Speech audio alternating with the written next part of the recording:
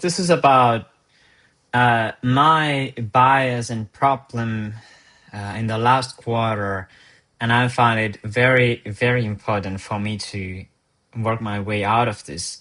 And so the thing is that I jumped into solutions too many times in the last quarter, and I was like, what to do about this so that I can solve the actual problem and not to try to solve something. And then I realized, oh, it wasn't a problem actually. But it felt like progress, but it was not progress at all. So that's how it worked. Like, there's a tendency in all human beings to think like, okay, this happened. Oh, what's the solution? That. And then we do it, execution. But if the problem was here, you just wasted time solving this one because it didn't actually solve the roots. And so instead, you should think like, what's my actual problem before you jump in? Okay? Why it works like that? Why we jump into solutions and we don't feel comfortable even to talk about problems oftentimes. Evolutionary fast action increased survival in dangerous environments. And modern problems are slower, layered, and abstract. But our wiring hasn't adapted. So, as an example, let's say you live in a forest and there is a storm. Storm comes out and like, oh, shelter. Or you get to shelter and you're fine. You don't die. You can reproduce. That's fine. You survive. And also in the modern world, you can survive without actually solving your problems. You can reproduce without actually solving your problems. You don't have to solve them. You can do kind of, you will suffer, but you can do kind of fine. But if there's a storm and you realize that, oh shit, like every time the storm comes and my shelter breaks, and then I spent a month building it back, and then the storm comes again, it breaks again. I'm like, wow, like, is my problem that I don't have a shelter? I have to build it fast, or is that I don't have strong enough foundation or something, you know? So in that way, you also would have saved a lot of time and effort, but it doesn't necessarily help you to survive. That's why it's hardwired. So the biases that are with it are reward and punishment super response, which means that you start to solve it, it feels like progress, and that gives you dopamine. So you trying to define the problem until you reprogram your mind in a way will not give you dopamine. And then you trying to define the problem gives you doubts. And you want to avoid doubts. So you, instead of being uncomfortable and understanding, like, I don't know my problem. I have no fucking clue. So instead of doing that, you jump to solutions. So you avoid the doubt. And then also bias that we tend to like are ideas. So if I get an idea, it must be this, and because it's my idea, and the bias towards my ideas, so that they must be good because it's my idea. Or authority. So someone says like, okay, let's do this, and then you don't question it because it's authority. Even though the authority might say like, okay, let's build a filter fast. You build a filter fast, it breaks again. And inconsistency avoidance. And once you've chosen the solution, like, okay, let's do this, let's build the shelter again, it becomes hard to stop it. And like, oh, like, we should make the foundation first, you know, because inconsistency bias wants to keep us going into the direction with whatever we chose. Like, if we give up now, oh, we will lose so much, you know. That's one. And then over-optimism is the last bias that is like stacked. And the main reason why this happens. So you get an idea, you start to solve like, oh, it must be this, like over optimistic about work smoothly and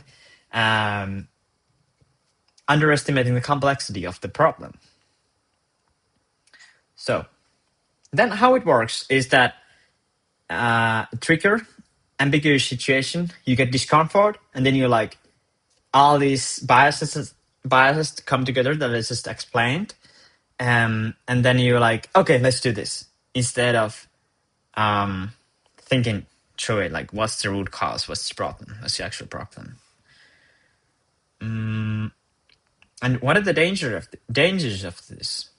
I think I mentioned already: wasting time, or strategic drift, team misalignment, locking to weak solutions via consistency bias.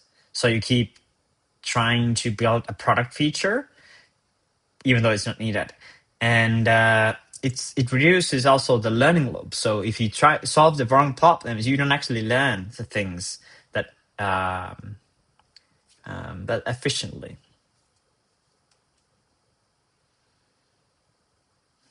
Yep. And then we go down to how to solve this. Well, first, of course, like you have a problem, you have to pause. You have to pause and understand all these biases like over-optimism, inconsistency bias, reward and punishment super response tendency, that they are working against me to actually solve my problem and get the best benefits. So that's the first step. Acknowledge that I have biases and I would want to jump into solutions, even though defining the problem first before jumping is much more better for me in the long term. So then, what do I do? First, I have to define what am I even trying to achieve here? What I want. What's the goal? Okay. So define that first. So let's say my goal is to have, okay, let's take the shelter. Let's keep the shelter example. My goal is to have shelter. Okay. So then what's happening instead? What happens? I don't have a shelter whenever storm comes. So then we go down, like when it happens. What happens? Shelter goes away. It breaks. When it happens? When storm comes. Okay. When it doesn't happen, when there is no storm. Okay. Now we are understanding the problem. So then we can create hypothesis by asking why. So what's our problem? Is it that we don't have a strong enough roof?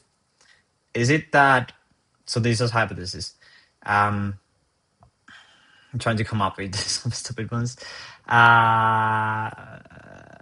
Is it that our builders are stupid, so they cannot build it? Is it that we have a poor leadership, so we should like get rid of this leadership, poor leadership? Or is it that it doesn't have enough strong foundation, so it will break when the storm comes? So these are all like hypotheses now. So why it happens? It happens because of poor leadership. It happens because poor builders. It happens because poor foundation of the shelter. All right, now we're done. The process. And then what you do, you test systematically. One hypothesis at a time. And you start from the easiest to test.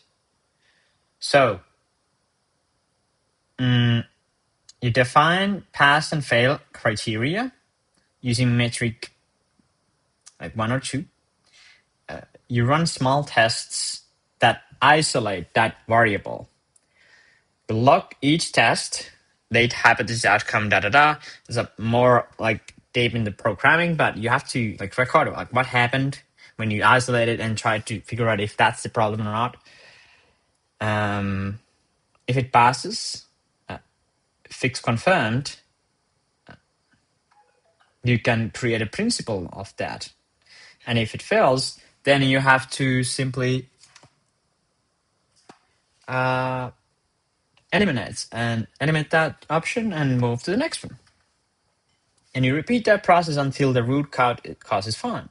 And if it's still not found, you ask more why. When it specifically happens. Test when it doesn't happen. Okay. So I think I'm not gonna go into testing, but that's the main idea. And the things why you should leverage this is that if you're a leader, if you're able to define the problem before your team starts to work, your team is more productive. You get more done as a team, and if you show calmness under uncertainty and help your team to define problem, explain why it's important, it will also build trust. And in sales, if you actually understand the customer problem, it will build rapport and it will help you to sell.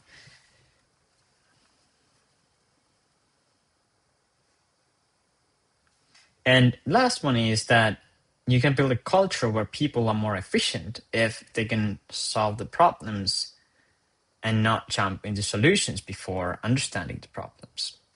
So, key takeaway is that our brains reward action, not accuracy.